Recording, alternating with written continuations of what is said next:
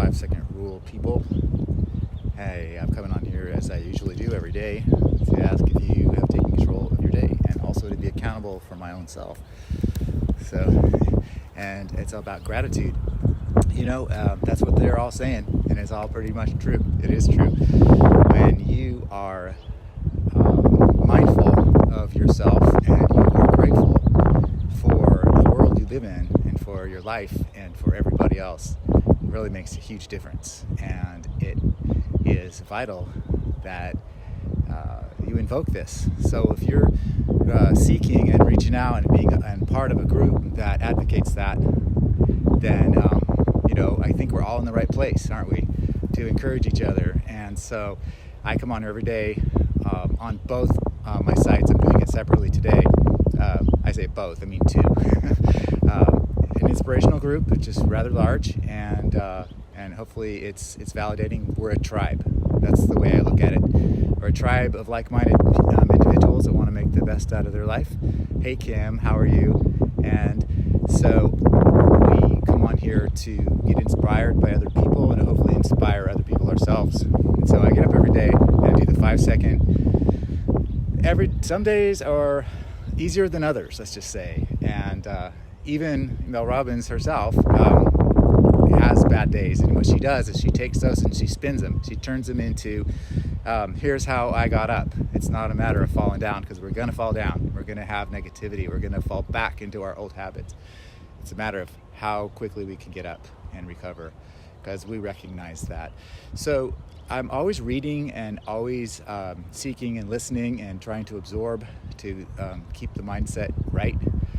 And so sometimes that we meet people on here, in fact, you, Kim, and I have quite a few other people that we stay in touch with, and we kind of call each other out on stuff. And once in a while, something will resonate.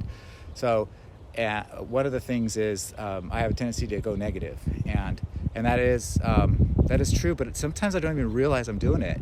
And if the right person is saying it at the right time, I'm going, you know what, you're right. So I do a lot of, I read a lot of material that is law of attraction associated. And I was listening to a lot of Joe Dispenza, and of course, I just attended the Law of Attraction workshop on Saturday with Abraham-Hicks, Esther Hicks themselves, and so that was amazing. And we really do get what we think about, but it's simple, but it's not easy, right? Because we have our old habits. My friend Kim, if you're listening, love you, Kim. I have lots of Kims in my life, and it's a different Kim, but we've been talking back and forth a lot, and what she recommended was The Untethered Soul. Forgot the name of the author. But I started to listen. I read that book before, but basically that's kind of hitting home too. It's like we have an awareness of ourselves that's not ourselves. It's the watcher. It's the one that's watching all of our thoughts. It's the soul that we have. It's the person that we were when we first remembered anything, when we were a kid. It's the watcher. It's the person it's the soul. It's really your soul. And when you become aware that you're going negative, you can just get behind that thought. You don't have to go with it. And what we do is we go with it. And I notice that when something comes up, like with my spouse, and it becomes an argument. It's like, oh my God, do we have to go down that path? Can't we just move on? It's that sort of thing. We do that stuff with our own brain.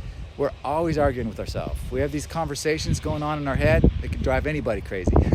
So, being mindful of that, and sometimes if you're in the middle of some sort of a philosophy that you're using, you got to switch it up. Sometimes that's not really the way. I was reading The Compound Effect, which also sort of talked about it too. It's like the effort you put in today will impact you later. Don't give up, that kind of thing. So you can really go ADHD on the self-help, it seems like. Well, I'm just ADHD anyway. But being aware is really huge. It's key. So even when you're sick and you're hurting, if you drop something on your toe, where does all your attention go? It goes to that. Another example is on the opposite extreme is when you're driving down the freeway and you're focusing on the road, and you think I was going to say missing the exit, huh? No, I'm talking about the trees. Did you notice all the trees? Yeah, you noticed them. They came in, they went out. You know why?